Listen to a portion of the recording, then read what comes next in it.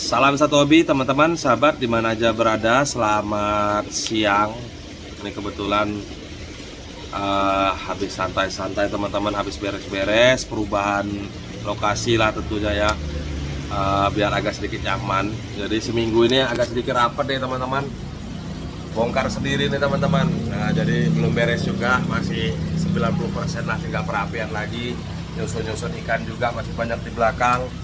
Jadi biar agak sedikit rapi juga, nyaman juga buat para pengunjung dan sayanya juga biar agak nyantai di sini. Kala nyantai di sini dikelilingi oleh ikan-ikan banyak.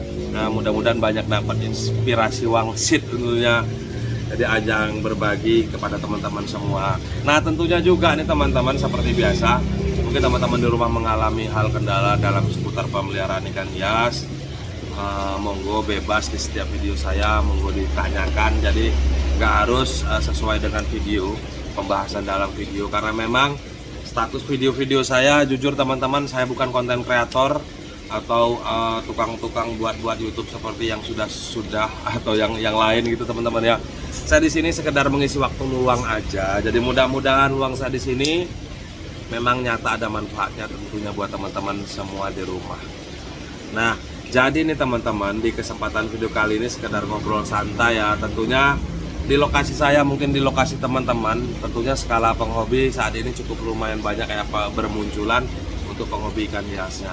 Nah, soal rating skala penghobi saat ini cukup lumayan rame ya, cukup lumayan booming ya untuk hobi ikan cananya teman-teman. Ikan cana ini tergolong lumayan cepat lah untuk keeksisan ikan cana hingga saat ini. Kalau saya pribadi mungkin pemain baru, cuman bisa dikatakan udah hampir 4 tahun lah, kurang lebih udah hampir 4 tahun bergelut, hobi, pelihara, jadi kiper juga di ikan cana ya.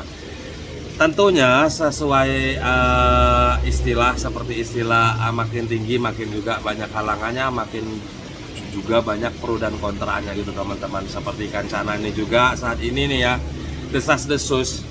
Tentunya desas-desus ini bukan untuk ikannya sebenarnya.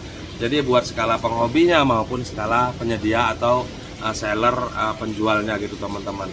Karena memang cukup lumayan banyak ya saya amati di sosial media tentunya ya, yang skala lingkungan atau skala kabupaten, provinsi saya pribadi maupun skala luar biasanya seperti itu. Karena memang saya memang berstatus jualan, jadi kadang-kadang gabung gitu di beberapa grup skala Indonesia, skala lebarnya gitu teman-teman. Nah tentunya cukup lumayan banyak juga jadi desas-desus perdebatan ya saat ini sesuai judul. Tentunya kondisi ikan cana saat ini benar-benar lagi drop, lagi menurun. Nah tentunya mereka juga mengapresiasi saya pribadi lah. Jadi ingin sekedar ngobrol apresiasi tentang penurunan harga ikan cana, karena memang cukup lumayan juga perdebatan di dalam permasalahan tersebut. Nah jadi pada dasarnya pembuatan video kali ini mudah-mudahan jadi motivator lah buat teman-teman semua, maupun buat para penghobi juga, buat para penjual juga. Jadi kita sesama penghobi ini mungkin awal dasarnya hobi, terjalin silaturahmi. Jadi jangan sampai ada perpecahan di antara kita sesama penghobi, tentunya skala dekat maupun skala jauh sekalipun, tentunya gitu teman-teman. Nah jadi nih teman-teman ya, kita flashback ke beberapa tahun yang lalu, itu cana itu cukup lumayan langka, cukup lumayan mahal kalau waktu itu, karena memang untuk minat orang tuh agak sedikit kurang. Jadi istilah pelihara apa tuh, pelihara ikan gabus ya kalau untuk wilayah saya sini, ikan-ikan gabus atau ikan seperti itu kok dipelihara seperti itu kan. Nah juga perjuangan saat itu, mulai saat itu ya, namanya kita hobi gitu teman-teman hingga saat ini ya. Ya kita sama-sama bersyukur, sama-sama banyak terima kasih lah buat para kiper-kiper pelengkap di mana aja. Tentunya buat para penyedia juga. Nah jadi sama-sama pemain lama, sama-sama banyak-banyak terima kasih lah.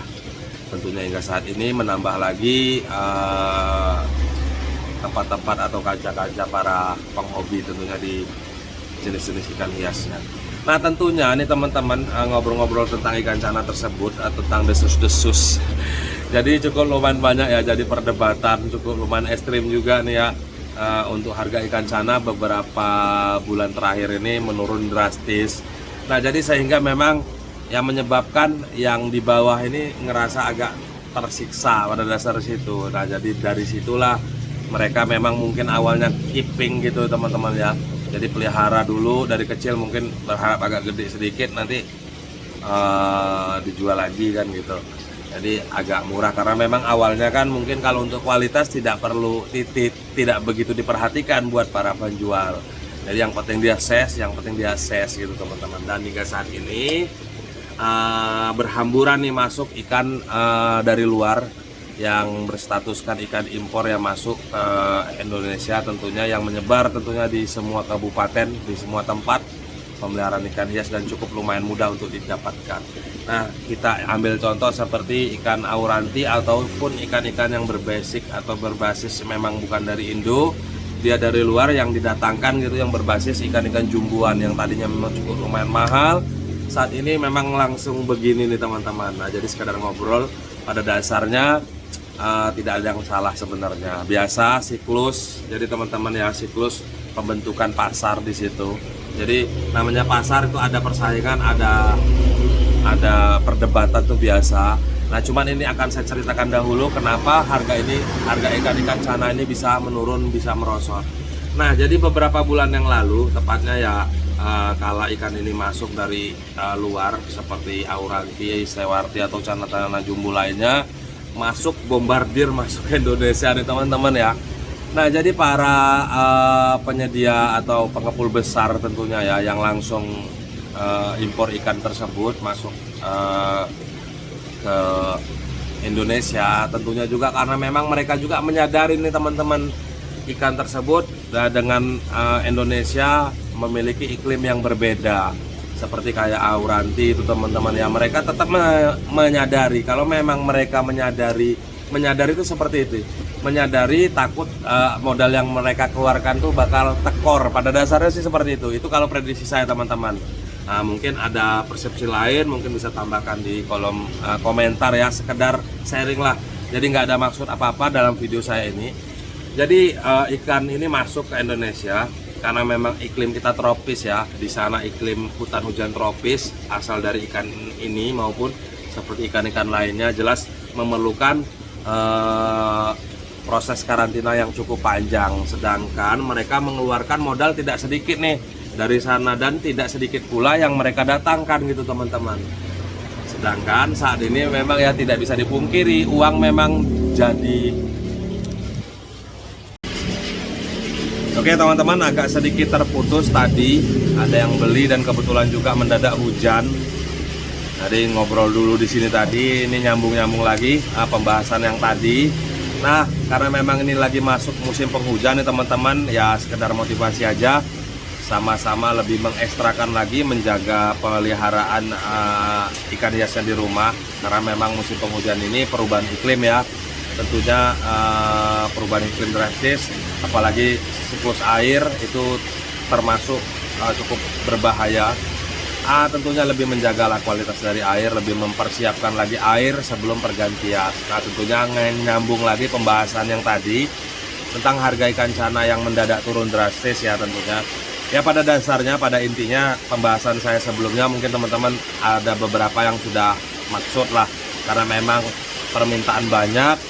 Saat lagi booming, ikan-ikan importer masuk ini didatangkan secara besar-besaran gitu, dan otomatis juga si penjual pengepul besar ini juga karena memang mereka menggunakan cuan yang nggak sedikit, dan mereka juga paham karena memang ikan-ikan ini beriklimkan berbeda dengan Indonesia, dan otomatis juga jadi penyebab lah mereka menjual bagaimana caranya ikan-ikan tersebut yang didatangkan cepat keluar, jadi cepat lagi muter gitu teman-teman. Nah, jadi skala saya pribadi yang disayangkan dan saya sendiri menyayangkan kenapa sistem harus dibuat seperti itu, pada dasar seperti itu, karena memang otomatis juga toko-toko kecil, kios-kios kecil atau kiper-kiper yang tadinya sengaja pelihara pengen pelihara agak besar dikit, ya jelas saat ini merasa dirugikan. Nah, cuman biasa teman-teman, dalam usaha, dalam niatan tidak selalu lurus, siklus pasar itu biasa seperti itu, persaingan itu seperti biasa.